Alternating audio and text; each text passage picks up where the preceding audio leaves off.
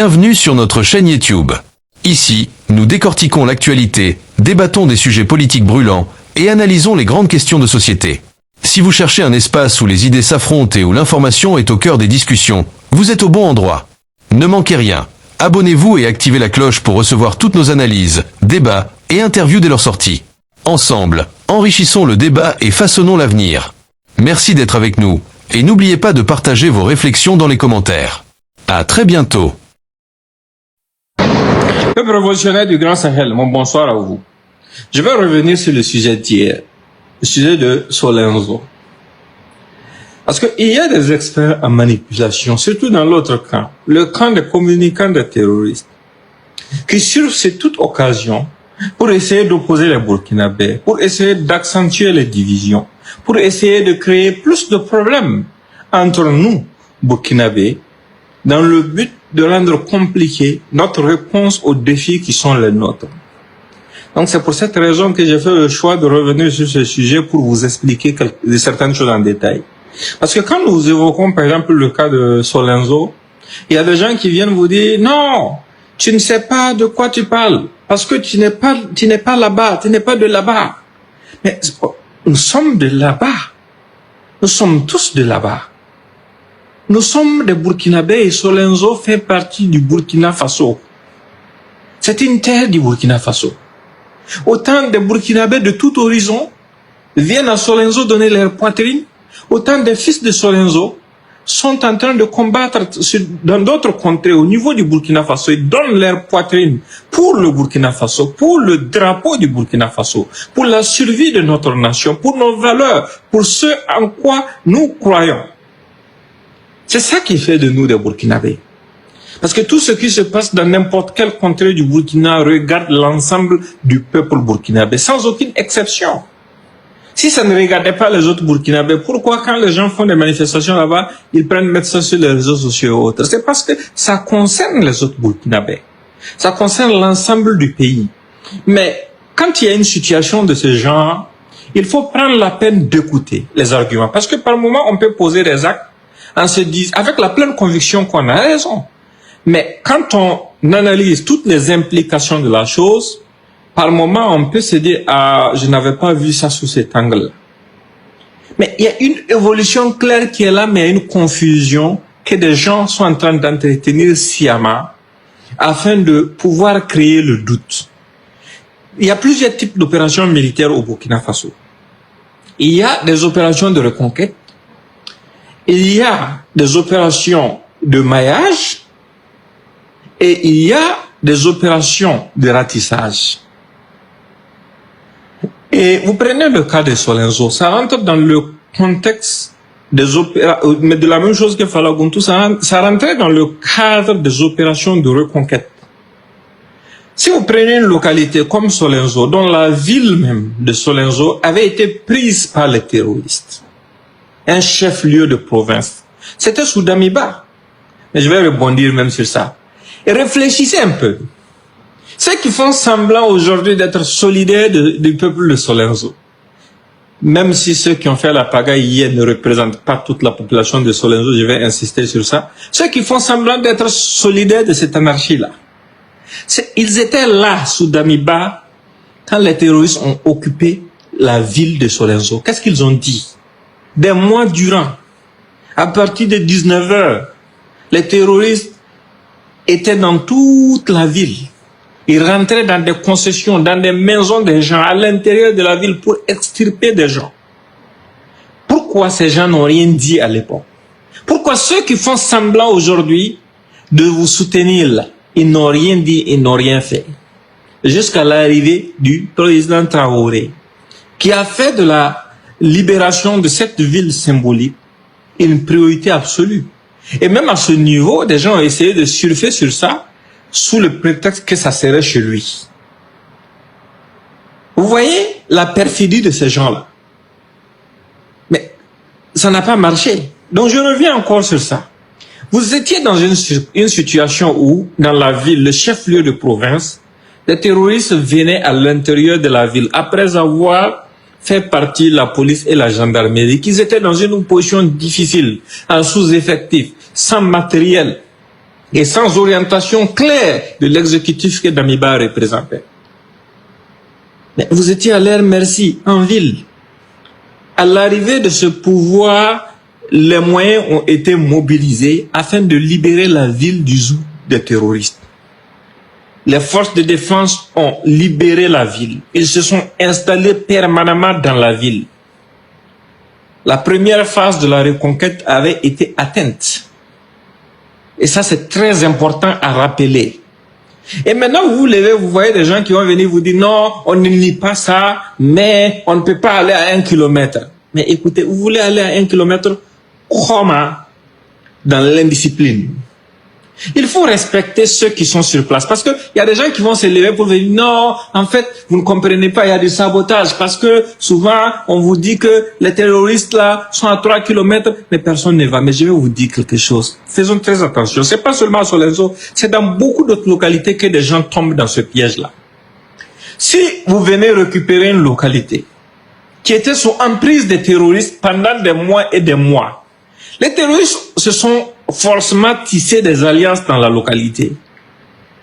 Et quand vous venez, et que sur la base de la moindre information vous disant que dans telle zone il y a des terroristes, vous devez mobiliser des hommes pour vous rendre là-bas, parfois ça peut être un piège, parfois ça peut être des embuscades qui étaient prévues.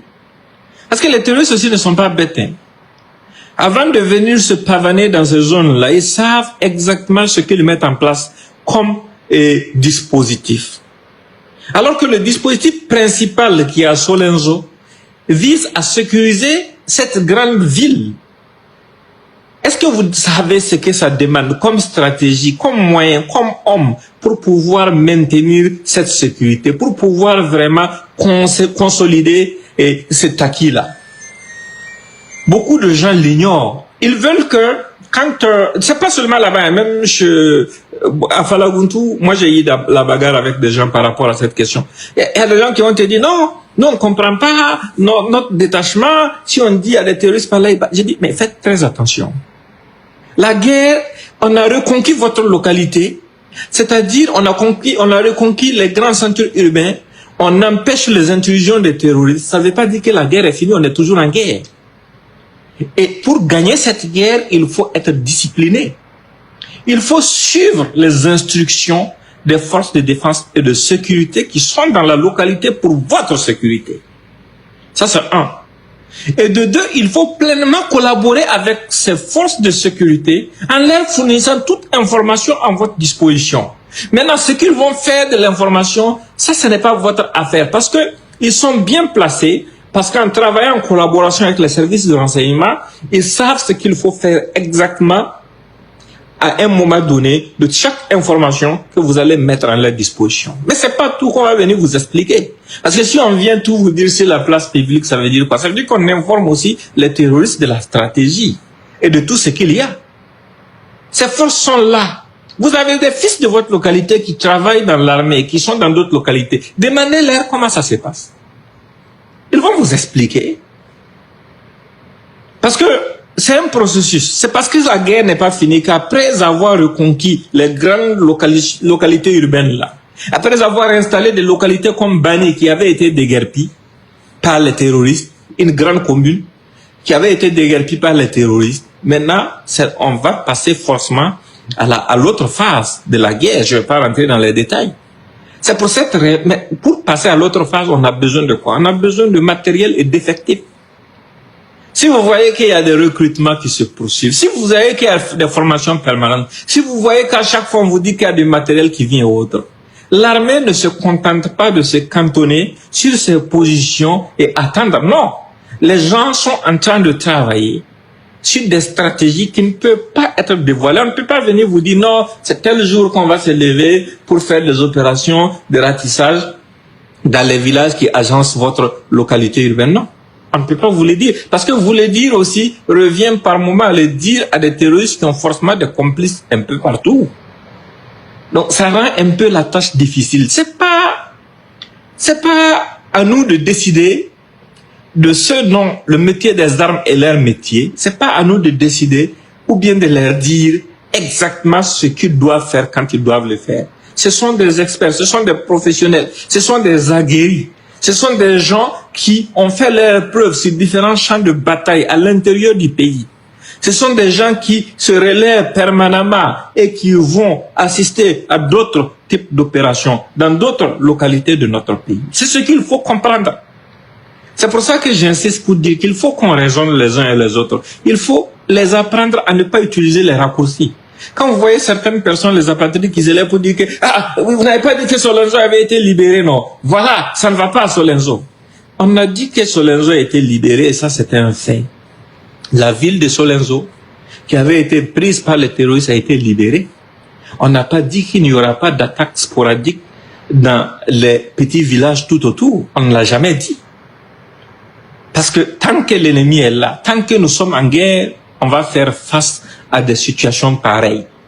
Maintenant, vous pensez, s'il y a des gens qui vous font croire que c'est demander plus de sécurité qui donne la sécurité, ça aussi c'est une grosse erreur. Demander plus de sécurité ne donne pas la sécurité. Ce qui donne la sécurité, c'est la conjugaison de nos efforts pour pouvoir avancer. C'est le fait d'être discipliné, de suivre les instructions des forces de défense et de sécurité qui sont déployées dans nos zones. C'est ça qui va nous donner la sécurité. C'est le fait de collaborer pleinement avec les forces de défense et de sécurité en leur donnant toutes les informations que vous avez à votre disposition concernant votre zone. C'est ça qui va nous donner la sécurité. C'est ce qu'il faut comprendre. Il ne faut pas vous laisser avoir par des perfides en perte de vitesse qui, rien qu'hier, quand c'était encore le pire, quand c'était dans la ville qu'on venait vous extirper de vos maisons pour aller vous assassiner, ne disaient rien du tout. Il ne faut pas vous laisser avoir par ces gens. Il ne faut pas vous laisser avoir par cette propagande. Parce que ce que nous sommes en train de dire, c'est pour notre bien à tous. Votre bien, notre bien, le bien de la patrie. Le bien du drapeau. Parce que nous sommes en guerre. Nous sommes en guerre et en temps de guerre, les gens ne réagissent pas de la même façon face à certaines situations complexes. C'est pour cette raison qu'il est important d'analyser les situations avec beaucoup de sang-froid pour pouvoir comprendre les enjeux, pour pouvoir comprendre les conséquences par moment des actes que nous posons. Parfois, on ne se rend même pas compte, mais on rend service à l'ennemi en posant certains actes. Le terrorisme, là, c'est quelque chose qui est là, qui nous a été imposé, que nous devons nécessairement affronter avec courage pour nous en sortir. Et je l'ai dit, le cas de la région du Sud-Ouest, là, était un cas d'école pour l'ensemble des Burkinabés. C'est un cas exceptionnel, comme ce qui s'est passé dans la Coméo aussi. Ce sont des cas d'école qui nous aident à comprendre ce qui peut ramener la sécurité dans une localité. Et je vais rebondir encore sur la situation de Bani pour féliciter l'ensemble des populations de Bani, notamment les forces de défense de sécurité et les VDP. Les gens ont essayé de vous faire croire qu'il y a une position de nos forces qui a été prise à Bani. C'est un gros mensonge. Je vous raconte ce qui s'est passé à Bani. À Bani, il y a différents checkpoints au niveau de différentes positions. Et au niveau d'un des checkpoints, il y avait seulement 2 VDP qui étaient positionnés parce que les autres éléments étaient dans des petites missions aux alentours. Quand les terroristes ont débarqué sur la position, mais malgré qu'il y avait seulement 2 hommes, il y a au moins 10 terroristes qui ont été abattus par ces hommes. Avant que les forces de défense et de sécurité ainsi que les autres VDP ne se déploient sur la position là, il y avait au moins 10 terroristes qui ont été abattus par les 2 hommes qui étaient sur la position. C'est un fait. Nous saluons leur bravoure. Nous saluons leur sacrifice. C'est ça la guerre. Les gens ont compris. Les gens ont compris comment vaincre. C'est en faisant face à l'ennemi. C'est en faisant face aux défis qui s'imposent à nous. Et parmi les terroristes, il y en a même qui ont été arrêtés vivants au niveau de Bani. Ça, c'est un exploit à saluer, à féliciter. Mais les gens qui se sont empressés pour vous dire qu'il y avait attaque à Bani, mais pas de bilan disponible pour le moment, ils vont plus vous revenir avec un bilan. Parce que quand ça n'arrange pas le côté terroriste, ils vont jamais revenir vous dire quoi que ce soit. C'est avec cette perfidie qu'ils essaient de vous faire perdre de vue les objectifs. Quand nous parlons de la situation de notre pays, quand nous parlons de ce que nous devons faire, nous, en tant que citoyens, pour pouvoir, dans l'union, atteindre nos objectifs, ces gens répondent pas, non, mais a fait ci, un tel a fait ci, un tel a fait ça, un tel a... Mais c'est de la comédie, c'est de la perfidie. Ce que nous défendons là, ça dépasse nos propres personnes. Ça n'a rien à voir avec nous. L'enjeu là, c'est notre patrie, c'est notre survie. Si dire aux gens que vous divisez, vous subdivisez, et avoir certains comportements similaires au comportement des terroristes ne peut pas vraiment nous aider, ce sont des situations qui peuvent seulement compliquer votre propre situation. Mais attendez, nous allons continuer de les dire aux gens. Nous allons continuer de les dire. C'est un message important à passer aux uns aux autres. Parce que beaucoup de gens ont besoin vraiment d'être sensibilisés pour pouvoir comprendre les enjeux. Ce n'est pas seulement une question de pouvoir, non. C'est une question de survie. C'est une question de survie de la nation. C'est une question de nécessité de respecter les sacrifices de ceux qui sont morts pour le travail accompli hier. C'est une nécessité de respecter la bravoure, le courage de ceux qui laissent leur famille derrière et qui viennent dans le froid, la chaleur, les tempêtes, sous la pluie, donner leur poitrine pour que d'autres de leurs concitoyens puissent survivre. Et c'est ce qu'il faut comprendre. On n'est pas en train de faire un parallèle entre quoi que ce soit. Il y a des gens qui vont venir, non, en fait, quand nous on fait ça, ce n'est pas parce qu'on est contre le président, mais ceux qui sont sur place. Mais ceux qui sont sur place, c'est le président qui les envoie en mission. Ce sont vos frères. Ce sont des gens qui sont venus avec amour pour la patrie, avec amour pour votre localité. Parce que pour eux, chaque centimètre carré de la terre du Burkina Faso, là, c'est pour eux. C'est pour nous tous. C'est pour tous les Burkinabés, sans aucune exception. On n'a pas besoin de naître dans une localité ou bien d'avoir des parents qui viennent d'une localité pour être de la localité. Chaque centimètre carré du Burkina Faso, c'est chez nous tous. Chaque souffrance qui touche une portion du peuple burkinabé, là, ça touche l'ensemble des Burkinabés conscients qui aiment la patrie. Pourquoi nous sommes contents quand des convois arrivent à braver les mines, à braver les embuscades pour aller donner la nourriture aux gens jusqu'au fin fond de la Nyanya? Pourquoi nous sommes contents? C'est parce que ce sont nos frères burkinabés. C'est parce que c'est notre terre. C'est parce que nous savons que c'est chez nous. C'est parce que nous savons que la souffrance de chaque burkinabé nous concerne tous. Pourquoi il y a des gens qui partent mourir pour d'autres personnes dans d'autres localités qui sont différentes des localités dont ils sont originaires? C'est parce que c'est chez eux.